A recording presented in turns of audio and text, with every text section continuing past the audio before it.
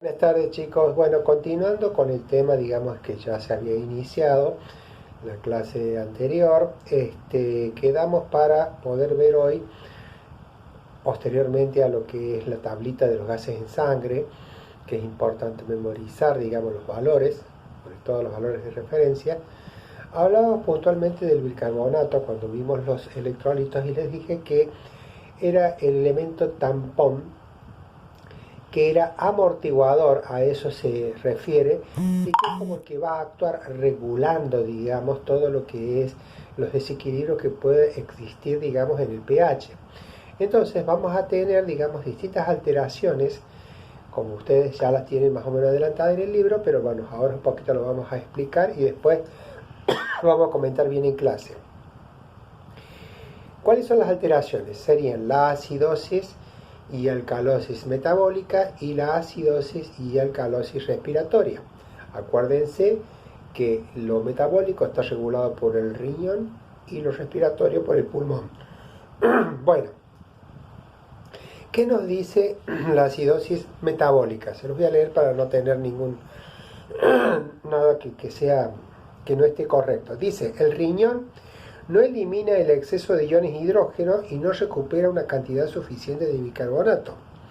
Un nivel disminuido de bicarbonato en presencia de una PCO2 normal produce una disminución de la relación entre el bicarbonato y el ácido carbónico, por lo que ocasiona una reducción del pH.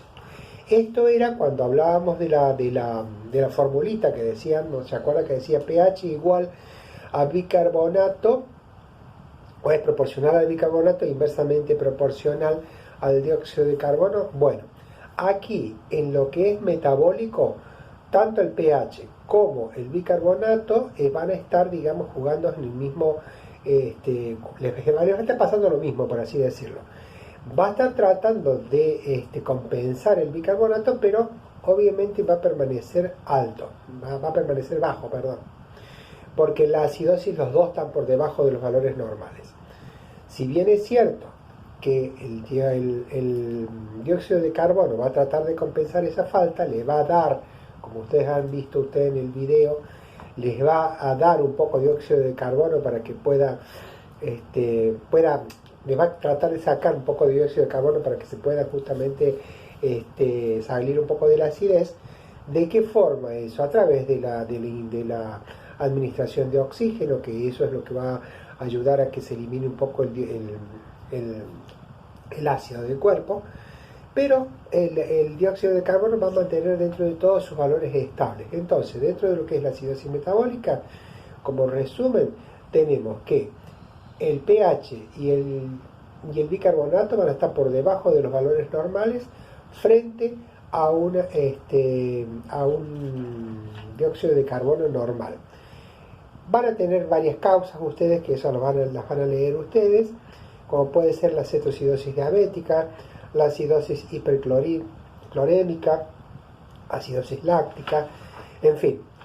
Después van a tener los signos y síntomas. Bueno, yo tampoco no quiero que ahondemos tanto en eso porque no es fácil después recordar y en algunos casos se parecen mucho los signos y síntomas, por eso no quiero que tampoco se compliquen la vida con esto.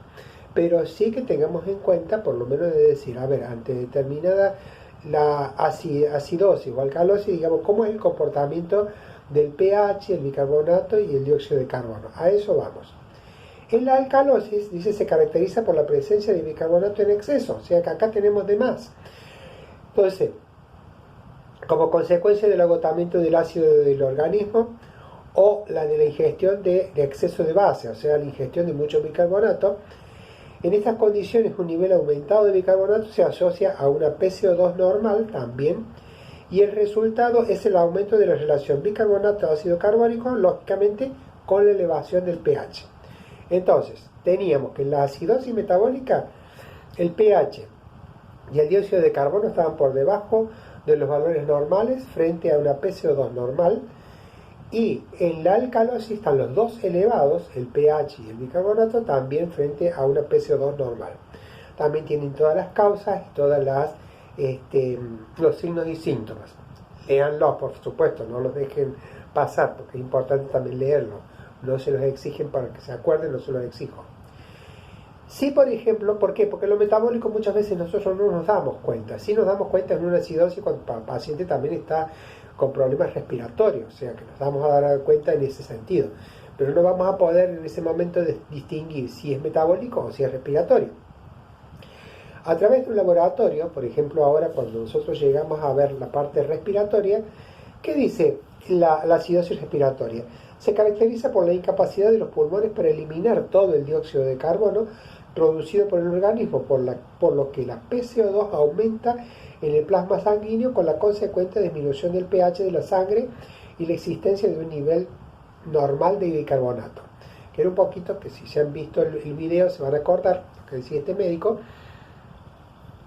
En la acidosis, o sea, basándonos en la formulita pH directamente proporcional a bicarbonato e inversamente proporcional al dióxido de carbono, en este caso de la acidosis nosotros tenemos un aumento del dióxido de carbono frente a un pH disminuido, o sea, pH por debajo de los valores normales y un dióxido de carbono elevado nos va a dar una acidosis respiratoria.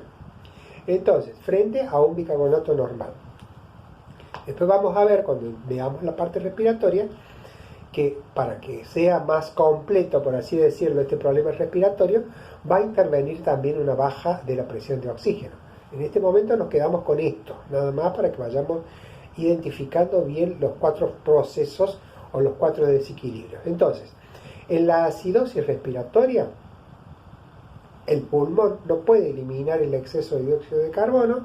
Entonces, ¿qué pasa? Se aumenta el dióxido de carbono, baja el pH de sus valores normales y el bicarbonato trata de compensar ese desequilibrio manteniéndose dentro de sus valores normales.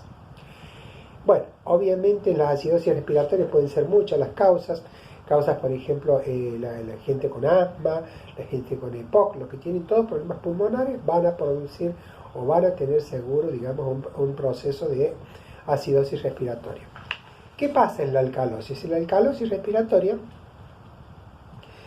como el organismo está necesitando oxígeno para poder eliminar ese exceso de dióxido de carbono, muchas veces ese aporte de oxígeno es en demasía, que hace de que los valores, digamos, de el pH se eleven, ¿no es cierto?, hasta una cierta cantidad que sobrepasa, digamos, los valores normales, porque limpié en forma muy rápida, por así decirlo, o de golpe, ya después lo vamos a aclarar bien cuando se puede dar esto también, al administrarle oxígeno en gran cantidad, digamos, a mucha fuerza, liberé muy rápido, digamos, la cantidad de dióxido de carbono y aumenté el pH. Entonces siempre el bicarbonato va a estar tratando de compensar. Pero en la alcalosis, digamos, se da la forma contraria. Es decir, hay un descenso de la presión de dióxido de carbono y hay un aumento del pH frente a un bicarbonato normal. Ustedes tienen allí en el cuadrito, que es el que cierra este tema, les habla de que la alcalosis, digamos, metabólica, de acidosis metabólica se presenta con un pH menor a 7,35 y un bicarbonato menor a 22, ¿no es cierto? Que más o menos lo que habíamos calculado 22 a 28, en el videito ustedes vieron que el médico le da un valor de 24, pero siempre nosotros vamos a trabajar con un rango para trabajar más o menos una proporción, digamos, que no sea tan taxativo. En la alcalosis metabólica vamos a tener también un aumento del pH y un aumento del bicarbonato, y siempre en lo metabólico la PCO2 va a estar dentro de los valores normales. ¿Cuál sería? Entre 35 y 45 milímetros de mercurio. Y en el caso de la acidosis respiratoria vamos a tener un pH menor a 7,35, una PCO2 mayor a 45 y un bicarbonato normal. Y en la alcalosis un pH mayor a 7,45, una PCO2 menor a 35 y un bicarbonato normal. Bueno, con esto vamos a cerrar este tema para que lo podamos discutir más. Hoy inclusive podamos dedicarle toda la clase a esto para que lo entendamos bien, porque desde aquí en adelante todo lo demás va a ser muy fácil el entendimiento. Esta primera etapa es la que nos cuesta más entender y para eso vamos a estar, para aclarar todos los temas y todas las dudas que pueden existir. Bueno, nos estamos encontrando.